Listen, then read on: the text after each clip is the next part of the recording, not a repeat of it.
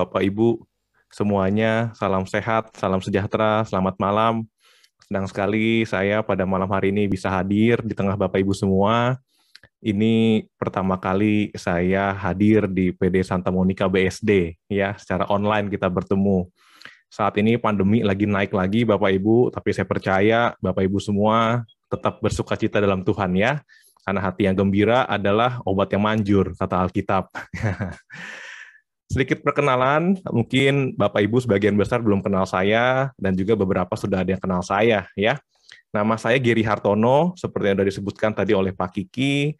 Saya berasal dari paroki MKK, Bapak Ibu. MKK ini sudah di pesisir Jakarta Barat, nggak jauh lah dari BSD, gitu ya. Saat ini saya melayani sebagai koordinator dari komunitas Project 37, di mana kami banyak melayani dewasa muda dan pasutri muda. 37 itu singkatan dari Kejadian 37, di mana kami terinspirasi dari kisah Yusuf anak Yakub di Kejadian 37. Jadi bukan nomor togel ya Bapak Ibu. Selain di komunitas, saya juga melayani di YCCR Jakarta, di mana saya dan teman-teman lainnya juga melayani teman-teman dari Persekutuan Doa Orang Muda. Saya menjadi pewarta dan pengajar sejak tahun 2011 ya. Jadi kurang lebih sudah 10-11 tahun, puji Tuhan. Saya sudah menikah dan anak saya 2, Bapak Ibu. Yang pertama usia 6 tahun, yang kedua usia 3 tahun. Jadi cukup susah bagi waktunya. Mohon dukungan doa Bapak Ibu semua, semoga dapat terus penuh hati untuk Tuhan ya. Dan semoga nanti one day kita bisa bertemu secara offline. Izinkan saya untuk share screen Bapak Ibu. Saya kalau membawakan firman biasa pakai PPT ya, apalagi online begini, supaya membantu Bapak Ibu semua dalam merenungkan setiap firman Tuhan. Oke, screen saya kelihatan ya, Bapak Ibu semua. Tema kita pada malam hari ini saya kasih judul Contagious Grace. Kebetulan PD kita malam hari ini di hari Valentine ya. Contagious itu artinya sangat menular ya. Jadi kita bukannya mau ngomong virus corona yang sangat menular, tapi kita mau ngomong contagious grace, yaitu kasih karunia Tuhan yang juga harus sangat menular di tengah-tengah dunia ini ya. Saya akan awali dengan ini. Grow, Bapak Ibu semua. Tujuan kita semua hidup adalah untuk bertumbuh, menjadi dewasa, dan berbuah. Tadi Pak Kiki ketika pimpin pujian udah ngomong, kita hidup ini harus berbuah. Dan buahnya itu pun harus baik, Bapak Ibu. Harus manis. Kenapa? Karena dari buahnya lah sebuah pohon dikenal. Kalau buahnya nggak enak, itu pohonnya nggak akan laku. Ya. Kita tahu ada pohon pisang karena ada buah pisang. Ya. Kita tahu nih, wah pohon pisang tuh enak, bagus, karena buahnya bagus. Matius 12 ayat 33. Jikalau suatu pohon kamu katakan baik, maka baik pula buahnya. Jikalau suatu pohon kamu katakan tidak baik, maka tidak baik pula buahnya. Sebab dari buahnya lah sebuah pohon itu dikenal. Jadi kita sebagai anak-anak Tuhan harus menghasilkan buah yang baik. Supaya apa? Supaya Bapa kita di surga dimuliakan. Jangan sampai kita menghasilkan buah yang nggak baik, Bapak Ibu. Ya, kalau kita buahnya nggak baik, orang-orang akan nggak suka, akan nggak asik. Ih, itu umat PD Bethesda, Santa Monica, BSD, kelakuannya begitu amat sih. Wah, kita nggak memuliakan Tuhan. Ya, pohonnya nggak dikenal. Nah, Bapak Ibu semua ini Tuhan mau. Nggak bisa kita bertumbuh doang. Di Alkitab mengatakan pohon ara yang tumbuh aja nggak menghasilkan buah, itu dikutuk sama Tuhan Yesus, jadi mati itu pohon. Dan kita harus menghasilkan buah. Nah, Bapak Ibu semua, salah satu ciri orang yang sudah dewasa itu adalah mau berkorban. Setuju ya? Salah satu ciri orang yang sudah dewasa itu mau berkorban dan mau berbagi dengan orang lain. Tidak mementingkan diri sendiri. Ya. Saya punya anak 2, Bapak Ibu, usia 6 tahun dan 3 tahun. 1 perempuan, 1 laki-laki, puji Tuhan, udah pasangan. Ya. Nah, itu anak saya 2, kalau ada mainan suka rebutan. Ya. Nggak mau ngalah. Kalau dikasih yang satu minta. Dan sebaliknya, rebutan. Itu anak kecil, Bapak Ibu. Nggak mau ngalah. Ya, nggak mau ada yang berkorban. Secara naluri ya, secara natural, anak kecil itu buat egois nggak perlu diajarin, Bapak Ibu. Dia udah egois dari sananya. Ya. Perlu diajarin supaya ayo berbagi sama adikmu, yuk berbagi sama kakakmu, baru dia mau berbagi, mau rela berkorban. Nah, demikian juga halnya dengan kita nih, Bapak Ibu. Kalau kita sudah dewasa secara rohani, harusnya nggak sulit bagi kita untuk mau berkorban, ya, untuk mau berbagi dengan orang lain. Anak kecil rebutan masih imut-imut Bapak Ibu. Tapi kita kalau sudah berumur, usia 30-an, 40-an, 50-an, masih nggak mau berkorban, masih ribut sana-sini, masih egois, rasanya udah nggak imut-imut lagi. Rasanya udah amit-amit, ya. Masih aja rebutan. Nah, Bapak Ibu, Tuhan mengendaki kita semua nih untuk saling mengasihi, ya. Apalagi hari Valentine nih, Bapak Ibu saat ini, ya. Sebagai satu kesatuan tubuh Kristus, kita harus saling mengasihi, harus mau berkorban untuk satu dengan yang lainnya. Nah, 1 Yohanes 4 ayat 20. Jikalau seorang berkata, aku mengasihi Allah, dan ia membenci saudaranya, maka ia adalah pendusta. Firman Tuhan mengatakan demikian. Karena barang siapa tidak mengasihi saudaranya yang dilihatnya, tidak mungkin mengasihi Allah yang tidak dilihatnya. Bapak Ibu, kalau kita bilang mengasihi Allah, ya, sudah selayaknya kita juga mengasihi sesama kita. Otherwise, kita jadi orang yang munafik, ya. Kenapa? Allah tuh nggak kelihatan, sedangkan sesama kita kelihatan. Bagaimana kita bisa mengasihi Tuhan yang nggak kelihatan, kalau sesama kita aja kita masih nggak bisa kasihi, ya. Jadi ini firman Tuhan. Yang namanya kasih, cinta, atau love, itu sangat bernilai, Bapak Ibu, ya. Kasih, cinta, atau love itu sangat bernilai. Dan sesuatu yang bernilai, itu banyak yang tiruin, ya. Banyak yang palsuin. Ibu-ibu di sini suka koleksi tas nggak? Ya? Tas yang branded, tas yang bermerek, itu banyak yang palsuin, Bapak Ibu. Ya? Yang KW-nya banyak. Ya? Lebih harganya bisa beda jauh dibandingin dengan yang asli. Karena sesuatu itu bernilai, banyak yang KW-in, banyak yang palsuin, banyak yang tiruin. Kalau sesuatu itu nggak bernilai, nggak ada yang mau tiruin. Ngapain orang udah nggak bernilai, ngapain dipalsuin? Nah, sama halnya dengan cinta, Bapak Ibu. Kasih atau love. Ya, sangat bernilai. Oleh karena itu, nggak heran di dunia ini, di zaman sekarang ini, banyak yang suka palsuin cinta. Ya, fake. Ya, fake love. Kita kira dia baik nih, murni nih, tulus nih. Ternyata ada maunya. Ya, seringkali kita ketemu orang demikian ya. Wih, dia baik sama gue ya. Dia ngasih gue ini loh. Ujung-ujungnya ada maunya nih, pamrih. Nah, Bapak Ibu itu, ya. Seringkali demikian yang terjadi di zaman sekularisme seperti sekarang ini, ya. Kirain baik, nggak taunya itu semua fake, ya. Ada maunya di belakang. Ujung-ujungnya kita dirugiin. Nah, itu dia, Bapak Ibu, kita perlu mencermati dengan baik. Nah, Allah menghendaki manusia untuk saling mengasihi. Yohanes 13 nih, ayat 34. Aku memberikan perintah baru pada kamu, yaitu supaya kamu saling mengasihi, katanya.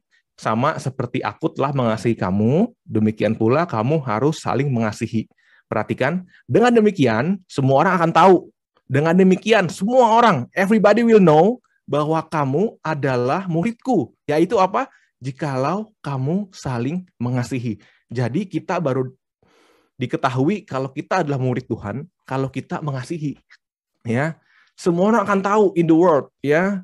Tetangga kita tahu, orang kantor tahu, teman bisnis tahu, teman gereja tahu, teman PD tahu, lingkungan tahu, anak cucu tahu, kalau kita anak Tuhan, kalau kita bisa saling mengasihi. Ya. Oleh karena itu nggak heran, ya, no wonder jika iblis, ya, akan selalu berusaha mengganggu kita untuk berbuat baik, untuk saling mengasihi. Karena kerjaannya iblis itu menipu daya anak-anak Tuhan. Ya. Iblis akan melakukan segala cara supaya murid-murid Tuhan ini nggak bisa mengasihi, ya, supaya yang namanya kasih Tuhan ini nggak tersebar luas, ya, nggak contagious, ya. Iblis berusaha segala cara supaya kasih Tuhan tuh nggak diwartakan. Itu kerjanya iblis. Oleh karena itu banyak sekali iblis membuat tipu muslihat, ya, fake love. Itu kan yang terjadi di kitab Kejadian, ya. Iblis lewat ular menipu daya Hawa supaya makan buah dari pohon pengetahuan, sehingga tertipu daya dan jatuh dalam dosa. Di zaman kitab Kejadian, manusia makan dari buah pohon pengetahuan, Bapak Ibu, ya. Pohon yang katanya berisi segala pengetahuan sehingga kita bisa sama seperti Allah. Kalau zaman sekarang, saya boleh katakan orang banyak makan buah dari pohon Google. Pohon Google itu kan pohon pengetahuan. Semua ada di Google. Apa yang nggak ada di Google? Saya keluarga muda, pasutri muda, cari apa semua di Google ada, Bapak Ibu. Cara betulin AC ada di YouTube. Cara betulin ledeng mampet ada di YouTube. cara ganti aki mobil dan segala macamnya, hal-hal rumah tangga, semuanya ada di Google, YouTube ada. Nah, hati-hati Bapak Ibu ya. Zaman sekarang orang jatuh dalam dosa mungkin karena kebanyakan dari makan buah pohon Google. Manusia berasa tahu semua. Oh, ini begini nih, ini begini. Enggak, itu enggak begitu. Jatuh dalam dosa, jatuh dalam pencobaan. Pilih-pilih vaksin, enggak, yang itu begini, enggak, yang itu mah ini bisa-bisaannya aja. Nah, ya, seringkali kita manusia kebanyakan makan pohon Google, merasa paling tahu semuanya, jadi mess up ya. Kita jauh dari rencana Tuhan, jatuh dalam dosa. Dalam hidup ini ada hal-hal mungkin yang kita nggak usah tahu terlalu banyak deh Bapak Ibu ya. Percaya aja sama kehendak Tuhan. Kalau emang itu yang baik di depan mata, kita lakukan. Nah, Bapak Ibu, iblis melakukan segala cara nih untuk menipu daya kita manusia. Oleh karena itu, kita anak-anak Tuhan juga harus melakukan segala cara supaya bisa saling mengasihi, supaya nama Tuhan diwartakan. Jangan kalah sama iblis. Iblis melakukan segala cara kan? Dia menipu daya kita lewat zaman-zaman sekarang ini ya, lewat medsos dan segala macam. Kita pun juga harus melakukan segala cara untuk bisa mengcounter serangan iblis, untuk bisa saling mengasihi.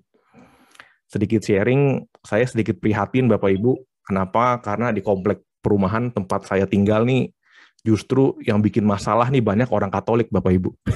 Sedikit curcol ya. Kebetulan saya di tetangga nih, di lingkungan megang security keamanan. Jadi setiap kali ada masalah tuh nyampe ke saya duluan. Di gang 1 ada yang berantem.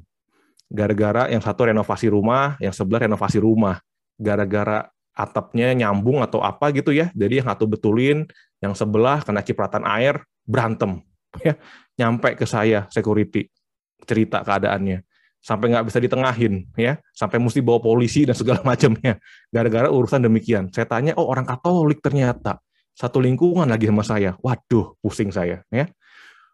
Belum lagi ada juga orang Katolik di tempat saya itu yang paling parno sama COVID, ya, paling parno sama COVID. Jadi kalau dia tahu ada tetangga rumah sebelah baru balik pembantunya, dia bisa, paling panik ya. Dia bisa kepoin semua tetangga, suruh ngusir pembantu dan segala macam. Saya bilang ya elah, gitu ya. Bapak Ibu jangan, ya jangan. Bahkan tetangga saya seringkali, tuh Pak Geri tolong dong kan satu gereja, tolong bilangin temennya supaya nggak ribut, supaya jangan parnoan. Aduh, kadang-kadang saya kalau dalam hati bisa ngeluh tuh saya ngeluh ya. Aduh, ini orang Katolik buahnya kok kelihatannya nggak asik ya. Jadi kok kita diprotes. Nah, Bapak Ibu jangan ya. Kita harus menghasilkan buah yang manis. Supaya apa? Supaya orang lihat, oh dia nih orang Katolik ya, anak pede, jempolan, pantesan hidupnya demikian, berbuah banyak. Nah, Bapak Ibu ini tantangan kita. Supaya kita jangan jadi orang yang orang melihat kita tuh, aduh, ya, no. Justru kita harus menjadi berkat dimanapun Tuhan tempatkan, jadi terang. Jangan justru jadi batu sandungan bagi orang lain. Love basic principle. Ini prinsip untuk bisa saling mengasihi, Bapak Ibu semua. Kita hanya bisa memberi apa yang kita miliki. Setuju ya? Tidak mungkin kita bisa mengasihi sebelum kita sendiri memiliki kasih. Ya, nggak mungkin, Bapak Ibu ya. Kita bisa mengasihi orang kalau kita sendiri nggak punya kasih. Ya, kita harus punya dulu, baru kita bisa mengasihi orang. Kenapa kita sulit mengasihi? Jangan-jangan tangki cinta kita kosong. Ya, Bapak Ibu tahu ATM ya, tempat kita ambil duit. Dan namanya ATM itu kita hanya bisa tarik duit sejumlah yang kita store, betul? Kalau kita tarik duit lebih banyak daripada yang kita store, pernah nggak begitu? Error tuh mesin, nggak bisa, nggak keluar duitnya. Karena kita tarik lebih banyak dari yang kita setor. Sama juga dengan prinsip kita mengasihi orang lain. Bapak Ibu semua, kita mesti diisi dulu tangki cinta kita, baru kita bisa mengasihi orang lain. It's a bullshit kalau tangki cinta kita kosong, tapi kita mau keluar melayani orang lain, mengasihi orang lain. Yang demikian, yang ada jadi batu sandungan bagi orang lain. Ya, tangki cintanya kosong, tapi sudah mau melayani. Yang begini, melayani dari kekurangan nih, bukan main dari kelimpahan. Ya, Tuhan nggak mau. Kalau kita melayani dari kekurangan, apa yang terjadi? Akan bersungut-sungut. Nanti ketika nggak dapat pujian, muntaber, mundur tanpa berita.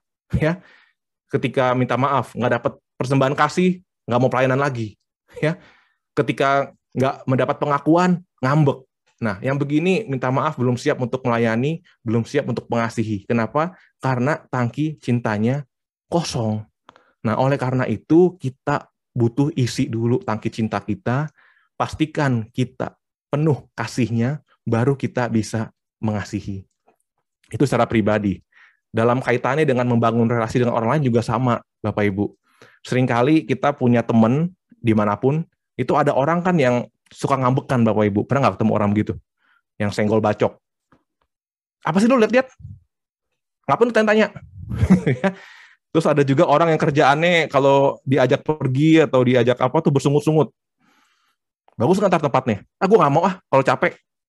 Gitu ya.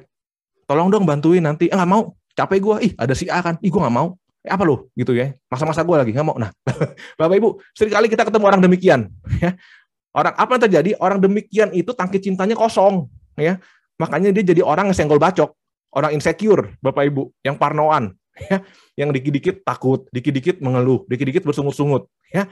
Nah, orang demikian tangki cintanya kosong, ya, sehingga insecure. Oleh karena itu, orang tersebut butuh untuk dikasihi dulu, Bapak Ibu, ya. Dikasihi dulu, ya. Makanya kita butuh kadang-kadang yang pelayan-pelayan Tuhan tim PD itu butuh rendah hati, butuh panjang sabar ya begitu, ya. Karena banyak orang yang tangki cintanya kosong basically, ya, dan kita harus bisa mengasihi dia sampai nanti dia merasa dikasihi. Baru pelan-pelan nanti orang tersebut juga bisa ikut melayani, ikut juga memberikan kasih, menular secara pelan-pelan, setahap demi setahap. Ya, orang yang tangki cinta kosong, ketemu tangki cinta kosong, apa yang terjadi? Bacok-bacokan, ya, sama seperti tetangga saya. Berdua ribut-ribut. Kenapa ya tangki cintanya kosong, ya? Jadi nggak ada yang dewasa secara rohani, ya. Jadi ya udah berantem deh tuh. Nah, Bapak Ibu jangan demikian. Nah, sebagai anak-anak Tuhan, ini dia kasih karunia Tuhan. Bapak Ibu semua, kita semua ini sudah mendapatkan kasih karunia, ya, grace, lewat penembusan Tuhan Yesus di kayu salib. Sebab karena kasih karunia, kamu diselamatkan oleh iman. Itu bukan hasil usahamu, tapi pemberian Allah. Itu bukan hasil pekerjaanmu. Jangan ada orang yang membegahkan diri. Bapak Ibu semua, kita semua sudah diselamatkan oleh Tuhan Yesus karena kasih karunia. Bukan karena pekerjaan kita, bukan karena usaha kita, bukan karena kita tim PD, bukan karena kita rajin pelayanan, bukan karena bahasa roh kita paling bagus. Tapi kita semua oleh karena kasih karunia mendapat yang sama, yaitu keselamatan daripada Tuhan Yesus. Kita sudah sangat dikasihi, ya. Ketika Yesus wafat di kayu salib, Tuhan Yesus itu sudah menebus semua hutang kita, Bapak Ibu. Sudah membayar semua hutang kita yang kita nggak akan pernah bisa tebus. Alkitab mengatakan upah dosa adalah maut. Artinya, yang namanya dosa cuma bisa dibayar lewat maut. Nggak bisa dibayar pakai daun. Kita manusia sekarang sampai selama-lamanya akan terus berdosa. Oleh karena itu Tuhan Yesus dengan segala kasih karunia-Nya, dia datang. Dia bilang apa? Udah Ger, udah bro, udah teman-teman semua. Lu pada nggak usah bayar utang lagi, cukup gua aja yang bayarin. Biar gua aja yang mati, dan tugas kita hanya yuk hidup sesuai dengan perkataannya, hidup sesuai dengan perintahnya. Maka kamu semua akan diselamatkan. Bapak Ibu, kita semua pernah berhutang lah ya.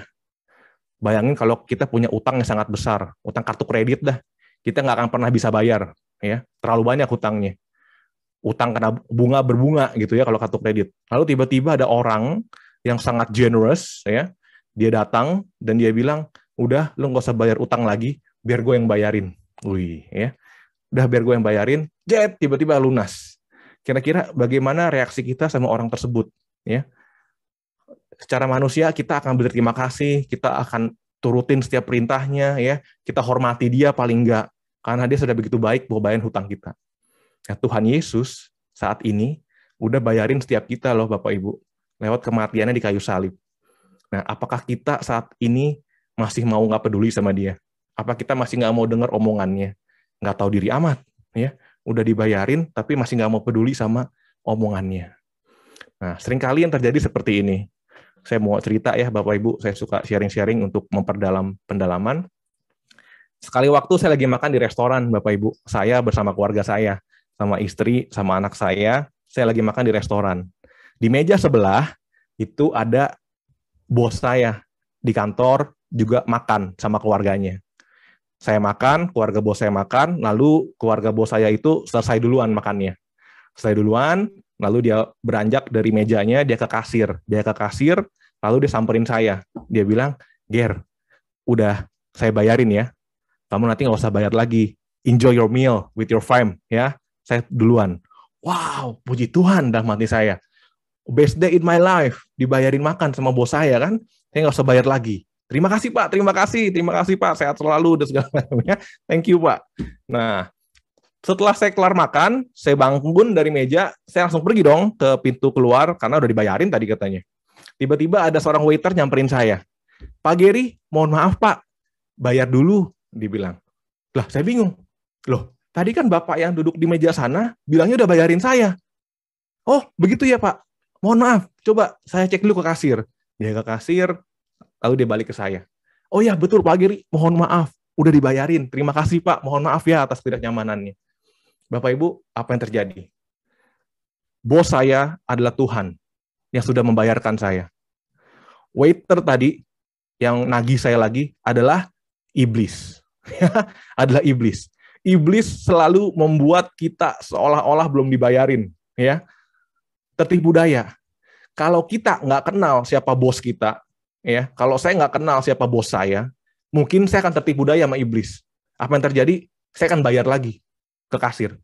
Kalau saya bayar lagi, apa yang terjadi? Rugi besar. Orang aturan nggak usah bayar lagi, cuma gara-gara kita nggak kenal siapa bos kita, dan kita dengan gampangnya tertipu daya oleh iblis, sehingga kita bayar lagi. Nah, Bapak Ibu, itu yang terjadi juga dalam kehidupan kita secara rohani.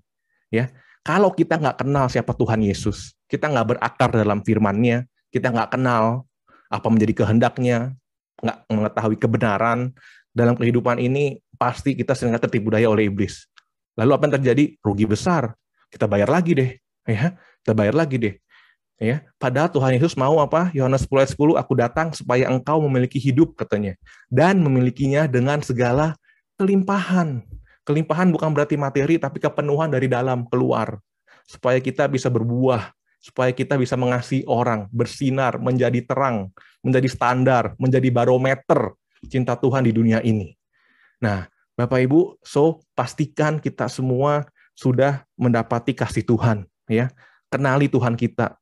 Dia Tuhan yang sudah sangat generous, yang sudah sangat baik hati, mau menyelamatkan kita semua. Jangan sampai kita tertipu daya oleh iblis, ya. Nah, lalu saya masuk ke the grace anatomy, ya. Kasih karunia itu berasal dari kata grace. Grace itu artinya undeserved favor, undeserved, nggak layak. Cuma karena kebaikan yang mau kasih, tetap kita dikasih, ya. Grace asal katanya itu adalah charis, ya. Charis itu artinya reflected in life, harus terpancar dari kehidupan kita, ya. Kita orang karismatik, ya. Badan Karismatik Internasional namanya Karis, ya. Karismatik Catholic International Renewal Service, ya. Nah, oleh karena itu kita orang pembaharuan karismatik harus memancarkan grace dalam kehidupan kita, ya. Kasih karunia grace bersifat ilahi sehingga nggak bisa berhenti dalam hidup kita doang, tapi juga harus terreflek, Bapak Ibu, dalam kehidupan kita dan membuat orang-orang sekitar kita juga melihat kebesaran Tuhan atas hidup kita. Jangan sampai orang melihat hidup kita, Tuhan kita malah dienyek, ya. Aduh, jangan deh, ya. Jangan sampai, ya. Ingat, dari buahnya lah sebuah pohon dikenal, ya. Kalau kita buahnya nggak asik, buahnya pahit, aduh, pohonnya emang nggak dicari orang, ya. Tapi kalau kita baik, wah, luar biasa. Minta maaf, Pak Jonan misalnya, Pak Jonan tuh luar biasa. Orangnya rendah hati, baik, mau melayani. Dari mana tuh asalnya? PD Santa Monica. Keren banget tuh PD, ya. Yuk kita datang ke sana. Dan tambah banyak. Dan that is contagious grace, Bapak Ibu. Dan itu yang Tuhan Yesus mau. Itu yang imam katakan setiap akhir Ekaristi. Pergilah, ya, engkau diutus.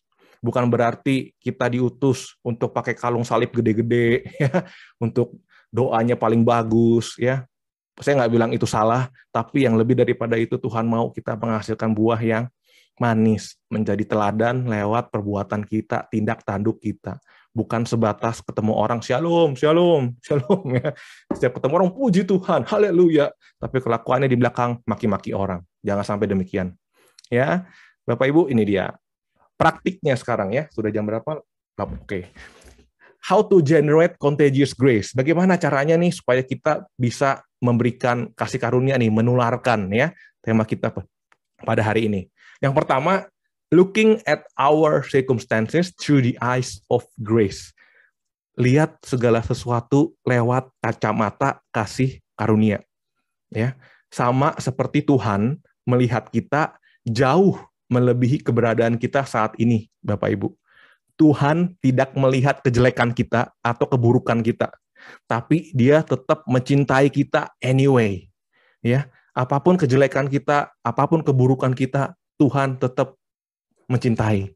Tuhan tetap menyelamatkan, ya. Karena apa? Karena Tuhan melihat how we can be, ya. Bisa jadi apa kita?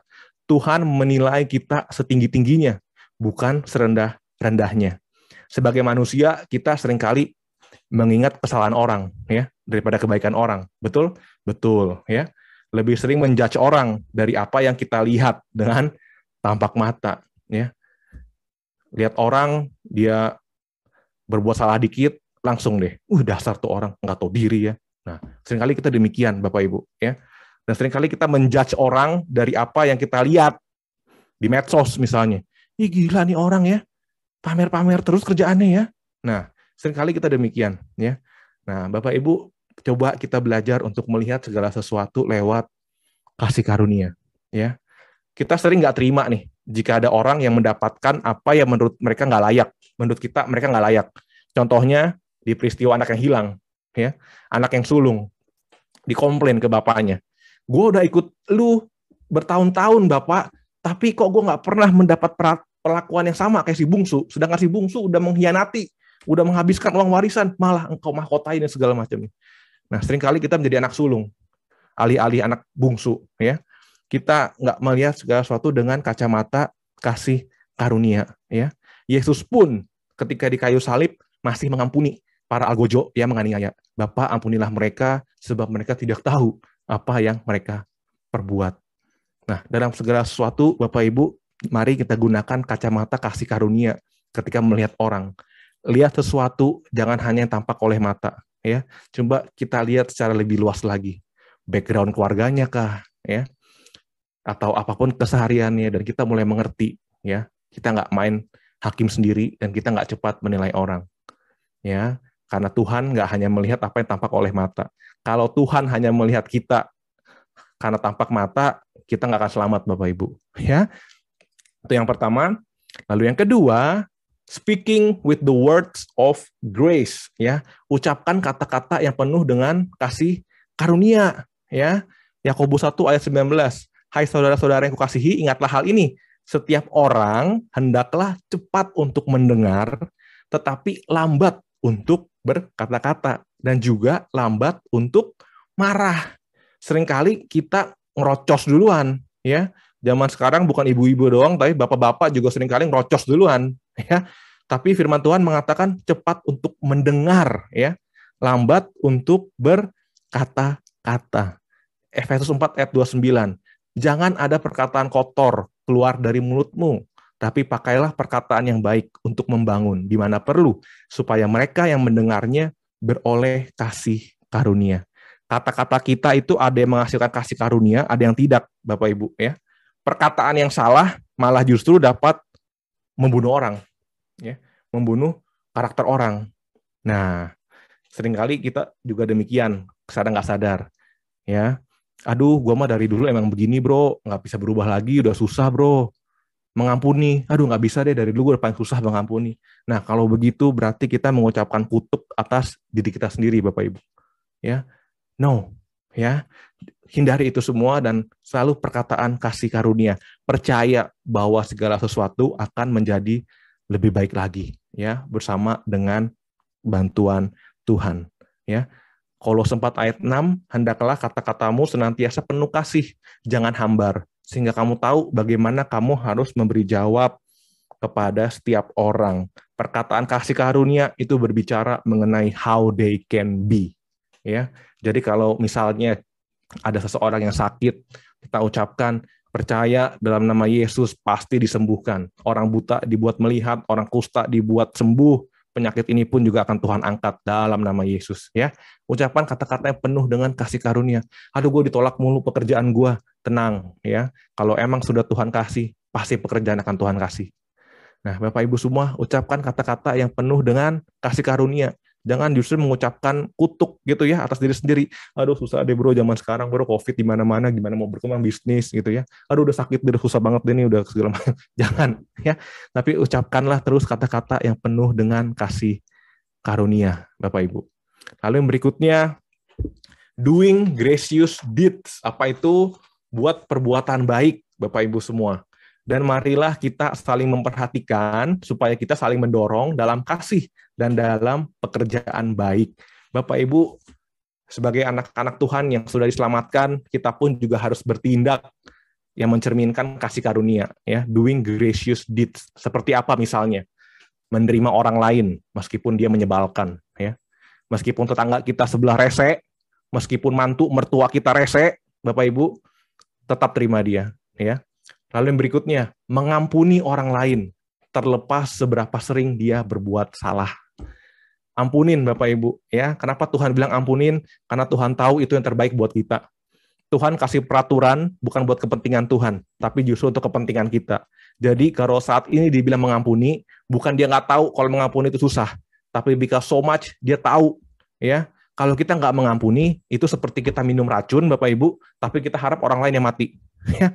Padahal kalau kita nggak mengampuni, itu kita sendiri yang mati. Ya, lepaskan belenggu itu, tanggalkan dan ampuni, maka engkau akan mendapatkan kebebasan. Ya, kalau enggak, dipendam terus, ya.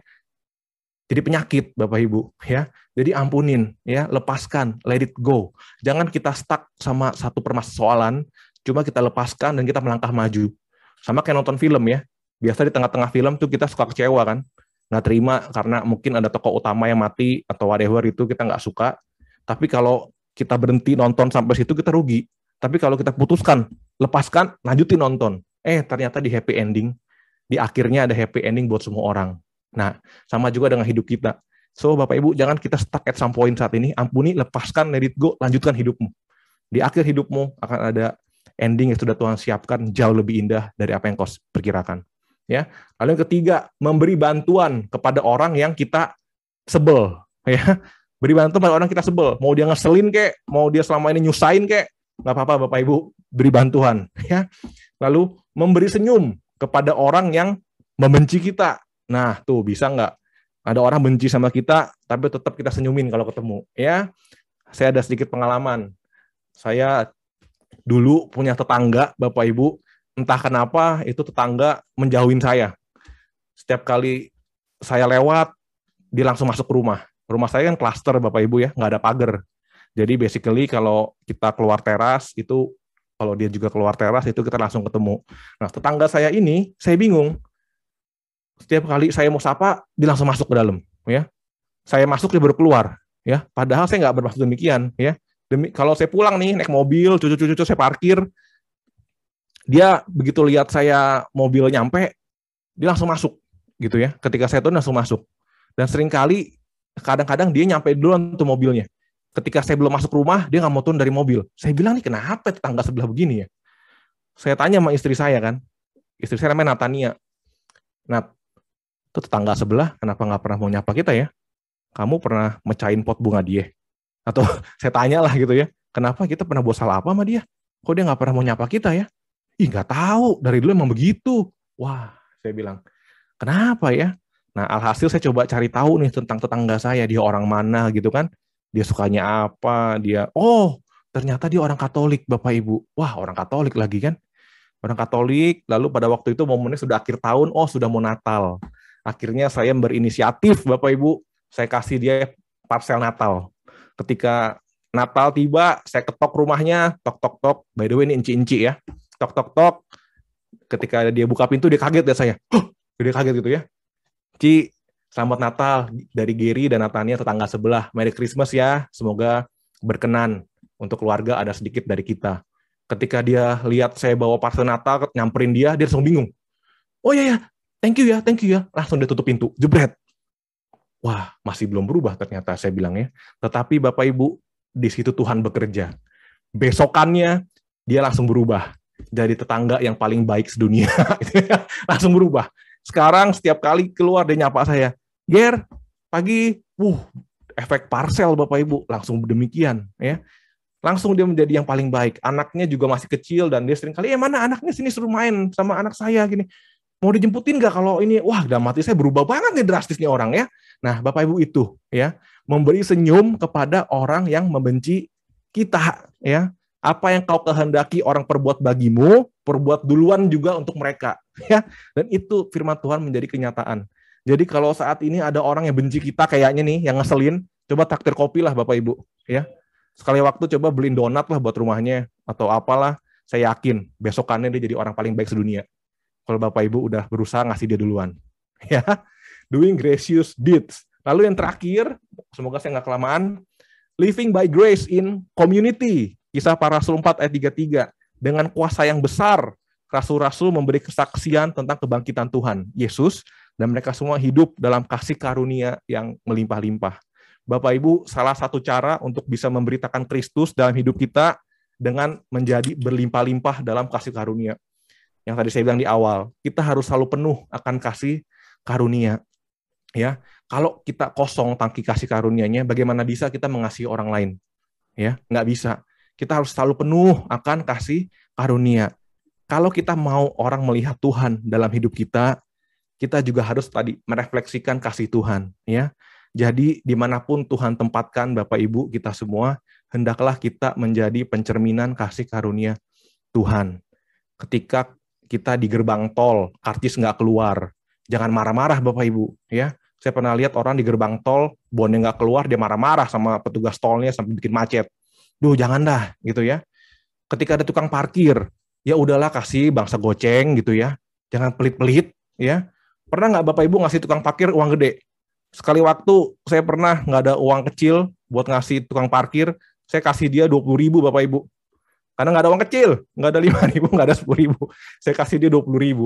Saya kasih 20.000, dia langsung, wah Pak terima kasih, ini yang paling besar pernah saya terima hari ini. Terima kasih Pak, hati-hati di jalan. Wow, saya didoain sama tukang parkir, puji Tuhan. Bapak Ibu ya, kalau ngantri, ya ngantrilah gitu ya. Jangan marah-marah di tempat antrian. Seringkali kita demikian kan. Saya punya koneksi di sini, tolong saya nggak mau antri. Gimana sih kamu petugas? Aduh, Bapak Ibu nggak mencerminkan Tuhan banget deh, gitu ya.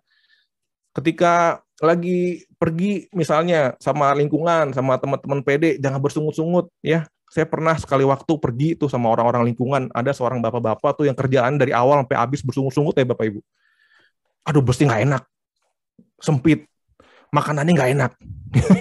Lalu udah sampai tempat retret gitu ya, dikasih makanan, aduh kotor WC-nya, aduh gak asik, kapan sih kita pulang?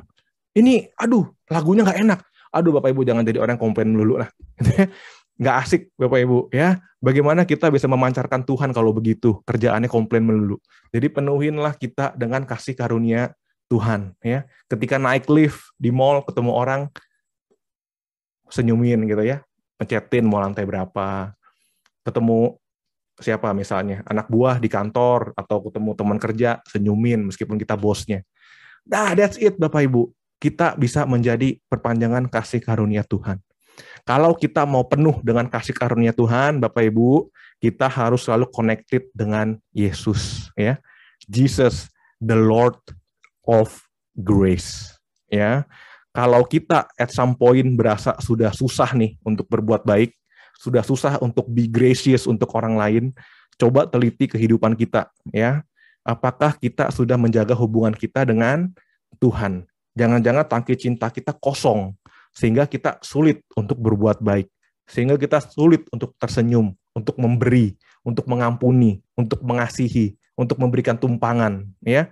Karena jangan-jangan tangki cinta kita kosong ya. Kalau tabungan cinta kita kosong, yuk kita isi lagi Bapak Ibu. Be connected to Jesus, the Lord of Grace. Sama seperti device handphone kita nih, iOS, Android, atau iPhone kita. At some point kita perlu update software-nya Bapak Ibu. Ya. Kenapa perlu update software? Supaya semua aplikasi bisa berfungsi dengan baik. WA-nya bisa jalan lagi. Instagramnya, Facebooknya bisa jalan lagi, kita butuh update. Ya, kalau update apa yang terjadi? Kita harus connect ke WiFi yang kenceng dan diam sama beberapa waktu, lalu nanti dia akan update, lalu setelah itu segala sesuatunya baik lagi. Sama dengan kehidupan rohani kita. Kalau at some point kita udah susah berbuat baik, ambil waktu sama Tuhan, connected with Jesus, berdiam sebentar, update semua aplikasimu, ya, refresh semuanya, dan setelah itu saya percaya kita akan bisa lagi berbuat kasih untuk orang lain. So, Bapak Ibu, itu firman saya malam hari ini sudah selesai. Hari Valentine, ya, semoga kita bisa mengasihi orang lebih baik lagi, menjadi saksi Tuhan dimanapun Tuhan tempatkan kita. Ya, saya akan tutup dengan doa. Mari kita pejamkan mata sebentar, Bapak Ibu.